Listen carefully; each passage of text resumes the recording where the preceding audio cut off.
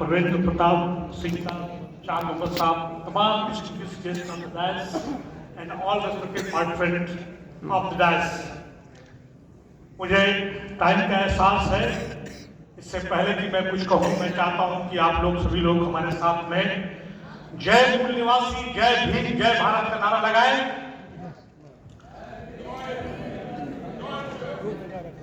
हमसे पहले जो प्रवक्ता थे उन्होंने एक बहुत बड़ी बात कही। मैं आप लोगों से ये बात, जिस तरह आप लोग संघर्ष कर रहे हैं और खास करके माननीय प्रवेंद्र जी जो आपने बहुजन मुक्ति पार्टी बनाई है, उसके ताल्लुक से मैं अपनी बात कहना चाहता हूँ। रवायतों की सबको तोड़कर आगे बढ़ो, रवायतों की सबको तोड़कर आगे बढ़ो। जो तुमसे आगे है तुमको रास्ता नहीं देंगे। ये पूरा मुल्क, अभी आप लोगों ने एक स्टेटमेंट देखा होगा कि ये जो है हिंदू राष्ट्र है। ये हिंदू राष्ट्र नहीं है, ये बाबा साहब का राष्ट्र है। भारत किसके बाप का नहीं है। आरएसएस के लोग, मनुवादी के लोग, उन्होंने तमाम गलत तरीके से नरेटिव जारी किया है। क्योंकि मेरे पास वक्त नहीं है और मैं एक अच्छा प्रवक्ता नहीं हूं, मैं अपनी बात को 3 से 5 मिनट में खत्म करने की कोशिश करूंगा। ये बताना चाहता हूं मैं कि ये आरएसएस के लोग, मूलवासी, मनुवादी ताकतें, एलिमेंट, अनासिर 4 तरह से ये काम करती हैं। वो एक तो ये क्या करते हैं कि विक्टिम, पहले ये जो अपने आप को क्वालिफाई करेंगे हिंदू राष्ट्र, सनातन धर्म, ब्राह्मणवाद, ये तमाम रिलीजियस रेशियल प्राइड की बात करेंगे। फिर उसके बाद वो कहेंगे कि इस देश में जो कुछ हो रहा है विक्टिम कार्ड खेलेंगे। ये जो कुछ भी हो रहा है ये तमाम बुराइयां हैं, जो वाइसेस हैं, मुसलमानों की वजह से है, क्रिश्चियंस की वजह से है, SC ST की वजह से है। ये तमाम चीजें जो है इनको मतलब थोप दिया जाएगा। SC ST OBC Christian minority पर थोप दिया जाएगा। फिर ये कहेंगे कि हमारा हिंदू राष्ट्र, हिंदू लोग, 80% लोग जो है ये जो है खतरे में है। अरे भाई, आप 80% हो, 3% हो के 45 साल के 95% का कब्जा किए हो। जो कब्जा नहीं कर पा रहे तो लेटरल एंट्री कर करा रहे हो।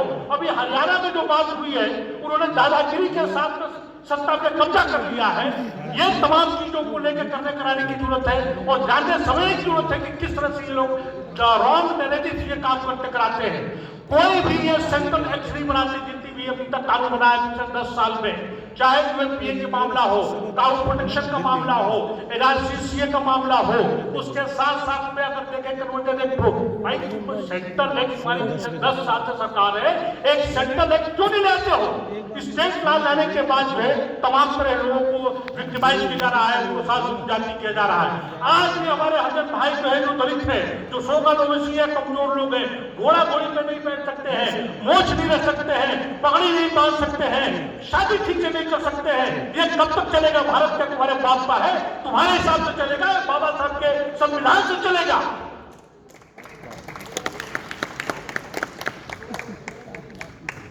चूंकि ये बहुजन मुक्ति पार्टी का सम्मेलन है, राष्ट्रीय सम्मेलन है, मेरी आपसे बहुत बड़ा गुजारिश है। मानव आप तमाम सशक्त नेता बैठे हुए हैं, मैं चाहूंगा कि जो लोग हमारे खुद लोग हमारे गद्दार होंगे, जो हमारी बात नहीं करते हैं, वो तमाम SC ST जो पार्लियामेंट में 131 बैठे हुए हैं, उसी तरह से हर एक स्टेट पे हमारे SC ST बैठे हुए हैं, यहाँ तक कि माइनॉरिटी लीडर्स बैठे हुए हैं जो हमारी बात नहीं करते हैं। आप इलेक्शन सेल बनाइए। मेरा आपसे सुझाव है कि आप हर एक स्टेट का इलेक्शन सेल बनाइए और वहां पे अपने कैंडिडेट खड़ा कीजिए। अभी 4 स्टेट का जो इलेक्शन होने जा रहे हैं, कम से कम उनको हम सवाल जवाब उनसे कर सकें। ये आपको देखने की जरूरत है। दूसरी माननीय अपने मोहम्मद शाम साहब से मैंने निवेदन किया था, उस वक्त उन्होंने भोपाल में एग्री भी कर गए थे। ये एक बहुत बड़ी साजिश के तहत हमारी सीट्स को उन्होंने एक जगह परमानेंट फिक्स कर दिया है और हमारे लोगों के बीच उनके दिमाग में मनवाद को डाल दिया है। मेरी आपसे गुजारिश है कि आप जो है परीक्षा लगा के इलेक्शन कमीशन के सामने चैलेंज करके हमारी सीटें उतनी ही रहेंगी, पार्लियामेंट में SC ST रहेगी, लेकिन इसको रोटेट करवाइए। ताकि जो मठाधीश बने हुए हमारे बीच में जो मनुवाद आ गया है वो खत्म हो। मैं और लोगों के बारे में तो नहीं जानता, लेकिन मध्य प्रदेश के बारे में मैं कह सकता हूँ, छत्तीसगढ़ के बारे में कह सकता हूँ, वहां पे जो भी हमारा माइनॉरिटी का लीडर है, SC/ST लीडर है, वो खुद बहुत बड़ा मनुवादी हो गया है। पहले उसको सबक सिखाना है। वो हमारा रिप्रेजेंटेटिव नहीं है, वो जिस पार्टी में उस पोलिटिकल पार्टी का रिप्रेजेंटेटिव हो गया है। आप देखेंगे कि एक पर्टिकुलर किसी भी स्टेज पे जो भी हमारे SC/ST लीडर्स हैं, वो जो है अपने लोगों का ख्याल नहीं करते, उनकी आवाज की बुलंद नहीं करते। लगातार जुर्म जाति होने के बाद भी वो चुपचाप सुखदूख की तरह से अपना गर्दन नीचे करके गाले में रहते हैं।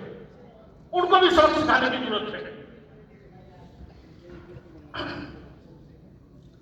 दूसरी जो बात मैं कहूंगा कि उन्होंने कहा कि RSS, देखिए RSS की बात में एक जमाना था उनके पास बहुत बड़ा फंड नहीं था। आज भारत का कोई ऐसा मेजर सिटी नहीं है जहां पर उन्होंने अपनी जड़ें मजबूत ना लिया हो।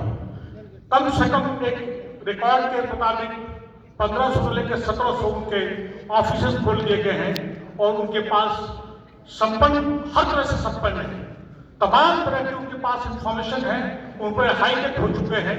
हम लोगों को कम से कम उनको काउंटर करने के लिए उसी तरह के हाईटेक तमाम स्टेट पे हमारे ऑफिस होनी चाहिए।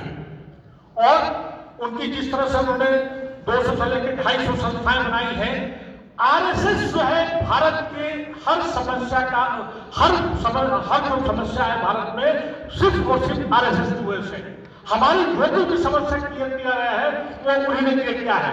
वो नहीं चाहते कि यहाँ का दलित, यहाँ का OBC, यहाँ का गरीब तबका, यहाँ का मुसलमान कोई पढ़ाई करे। कहते हैं कि लोग पढ़ता नहीं है, उन्होंने पढ़ने नहीं दिया हमको जो है किसी वक्ता ने भी कहा कि ढेर सारे पाखंड में, ढेर सारे रिलीजियस मैटर में एक उठा कर रखा है। अरे भाई, हमको आज इंस्टीट्यूट की जरूरत है, हमें इंस्टीट्यूशन की जरूरत है, हमें हॉस्पिटल की जरूरत है। तुम उस पर पूरे मुद्दे में बात करते हो। हमारा जो आप कहते हो कि हमारे थर्ड में फिफ्थ हमारा इक्वालिटी हो गया, हमारी जो है पर कैपिटा इनकम पे क्यों नहीं बात करते हो? हमारा गरीब मजदूर, हमारा जो अनऑर्गेनाइज्ड सेक्टर का मजदूर, हमारा जो कंस्ट्रक्शन का मजदूर, हमारा जो एग्रीकल्चर मजदूर है, उसकी पर कैपिटा इनकम कितनी है? उस मुद्दे पर कोई बात नहीं करता है। कहने के लिए बहुत कुछ है, आप सबने हमको सुना, आप सबका बहुत बहुत धन्यवाद। एक बार फिर मैं माननीय बाबा निशान साहब का, चार साहब का, प्रोफेसर साहब का और तमाम महानुभावों का बहुत बहुत शुक्रिया अदा करता हूँ। और इस बात के साथ अपनी बात खत्म करता हूँ कि बाबा साहब ने जहाँ जिस प्लेटफॉर्म पे ऊपर में जाता हूँ, मैं आपसे सबसे हाथ जोड़ के निवेदन करता हूँ कि एजुकेट, शिक्षित बनिए। और शिक्षित का मतलब ये नहीं कि सिर्फ शिक्षित, हायर एजुकेशन, क्वालिटी एजुकेशन की बात कीजिए। फिर उसके बाद बाबा साहब ने कहा ऑर्गेनाइज, संगठित बनिए, स्ट्रॉन्ग अपना ऑर्गेनाइजेशन बनाइए, तभी आप जाकर संघर्ष कर सकते हैं। और थर्ड उन्होंने बात कही, अपने सही हकूक के लिए, अपने सही राइट के लिए अपना सही तरीके से संगठित होकर संघर्ष कीजिए। एक बार फिर आप सबका बहुत बहुत धन्यवाद। जय मूल निवासी, जय भीम, जय भारत। बहुत बहुत धन्यवाद। Thank you.